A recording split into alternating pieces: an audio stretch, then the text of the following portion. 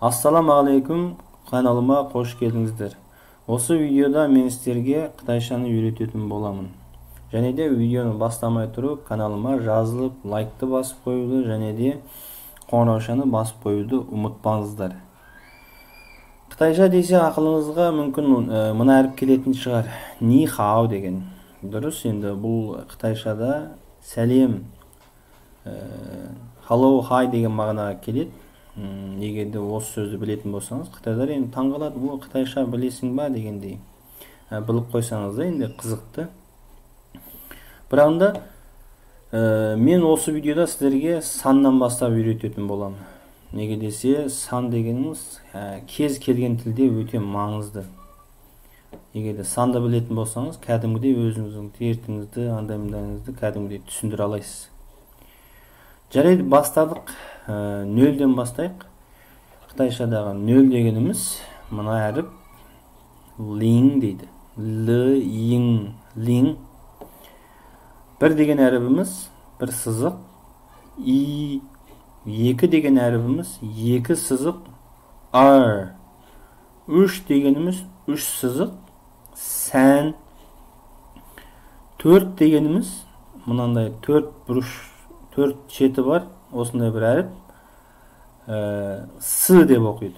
5 дегенімізді осылай жазылады, оны У деп оқылады. Сосын Лю. 7 дегеніміз Чи. 8 дегенімізді Ба. 9-ды Джо. Ал 10-ды болатын болса, мына қосу белгісіне оқсап кетеді негіз. Бұны Ш деп айтады. Жалпы қытайшаның сандары негіз осы 10 саннан құралады. Осы 1-ден 9-ге шейін жақсы білетін болсаңыз, жалпы миллионге шейін қытайшаны жазып кете аласыз. Қатты қиын емес. Мысалы, бағанағы үйренген мына 10 дегеніміз Ш қосу белгісіне ұқсайды. 20 дегеніміз алдындағы 2 дегенді мына 10-ның алдына қоя салған. Түсінген? 20 деп оқиды. Бұны Ар-шы дейді. Сосын міне 30-ды Сән-шы дейді. 3, 10 деген мағына келеді. Төте былай аударатын болсақ. Бұны 30 дейді. Түсінген? 40-ды Сы-шы дейді. Бұл 4, 10 деген мағынада. Түсінген? 40. Сөйтіп мына 10-ның алдына мына сандарды қоса берсеңіз, 70, 80, 90 деп кете бересіз. Ал 100-ге келген кезде, міне, 100 деген кезде бұны өзінің бір жекелей атауы бар. Ол бәй дейді. Бәй. 100 деген сөз. 100-дің де мағынасы сол. 100-дің алдына қоса бересіз. 200, 300, 400, 500, 600, 700, 800, 900 деп қоса бересіз. О да сол біздің қазақшаға оқсап кетеді негіз.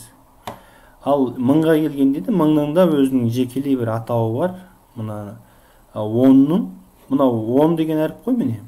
10 деген әріптің үсті жағына бір сызықты қоса салған. Мынау 10, ал мынау 1000.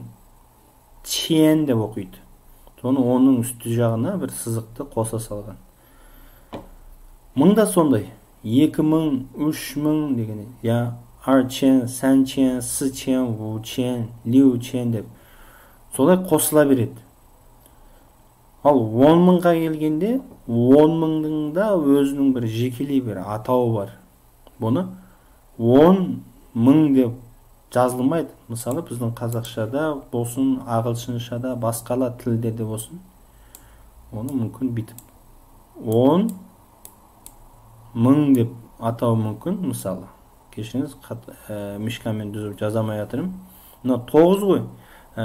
7000, 8000, 9000, енді мына 10.000 болу керек. Бірағында қытайша ол 10.000 деп жазбайды. 10.000-ның өзінің жекелей бір атауы бар. Міне, ван деген. Жалпы Қытайдың саны санауы мына 10.000-нан кейін біраз адамды чатастырып жүреді. Бұны енді біраз түсіну үшін біраз уақыт керек. Мына жерде қазіргі осы видеода мен көптеген уақытым жоқ. Сол себепті Буны сіздерге басқа бір видеода әдемі қылып түсіндіретін боламын. Жалпы 1000ге шейін білгеніңіз мен ойлаймын жеткілікті. Ал 10.000-нан ары қарай бұны басқа бір видеода Құдай қаласа сіздерге жақсылап түсіндіріп айтатын боламын. Жарайды, байқасаңыз, жалпы мына 1000 болсын, 100 болсын, 90-80 болсын, барлығы міне бірден 9-ге шейін осы әріптермен құралып жасалған. Сол себепті мына бірден 9-ге шейін жақсы білсеңіз, ең аз дегенде 1000-ге шейін өте қиналмай жаза аласыз. Жалпы өте оңай. Тек қана осы бастағанда ғана біраз қиналасыз. Сосын мен сіздерге бір кішкене бір практик болсын деп, осындай бір сандарды қытайшасын қалай оқылатынын сіздерге көрсетейін. Мысалы, мына жерде 12. 12 дегеніміз мына жерде мынау 10. Мынау 2. 12. Ал мынау жерде 25. 20 дегеніміз бағана айтқандай 10-ның алдында 2. 2 10 деген сөз. 2 10 дегеніміз 20. Сол себепті мынау 20 деген сөз. Арт жағына 5-ті қоса салған. Сонымен 25. Сонымен 47. Мынау 47. Сөзін 62. Мынау да 62. Сосын 175. 100 дегеніміз бағана мына жерде айтқандай бәй деген әріп. 175.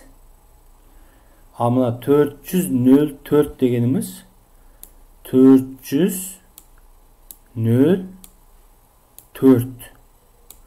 Мәселен, мына жерде сіздерге үйретіп отырған бұл Қытайдардың сандарының қалай оқылатынын сіздерге үйретіп отыр.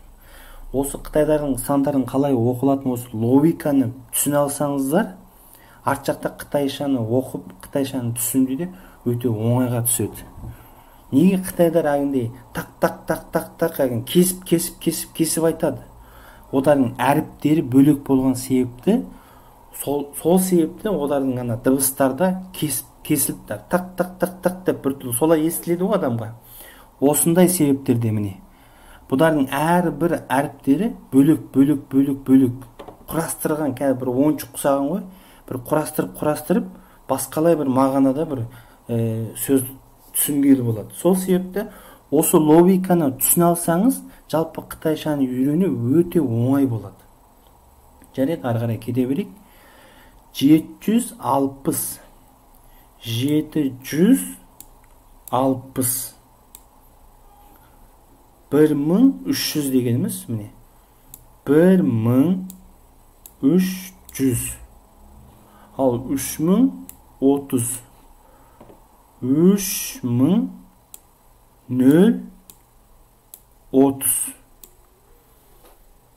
Енді және де сіздерге бір оқып жіберейін және де. 12.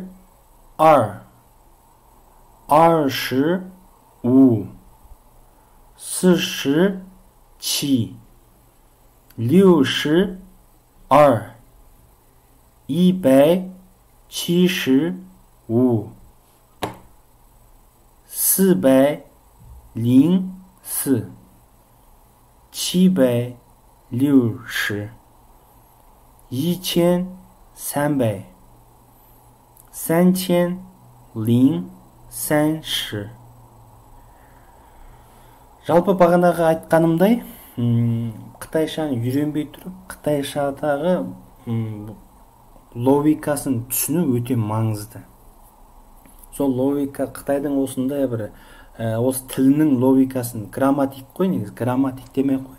Қытайдардың қалай сөйлеу логикасын білсеңіз, ары қарай қытайшаны үйрену өзіңізге өте оңай болады. Жарайды, видеоны осы жерге шейін тамамдаймын. Видеоның соңында сіздерге бір тапсырма беретін болам, Зое деген. Осы 4 санды қытайшасын астындағы мына видеоның астына жазып кетсеңиздер болот. Эгерде кателик болуп ататын болса, мен силерге көмөктөсүп түзөтүп боламын. Жарайт, видеонун соңуна чейин көргөндөрүңүзгө рахмет. Келесі видеода кездескенше аман сау болуңуздар.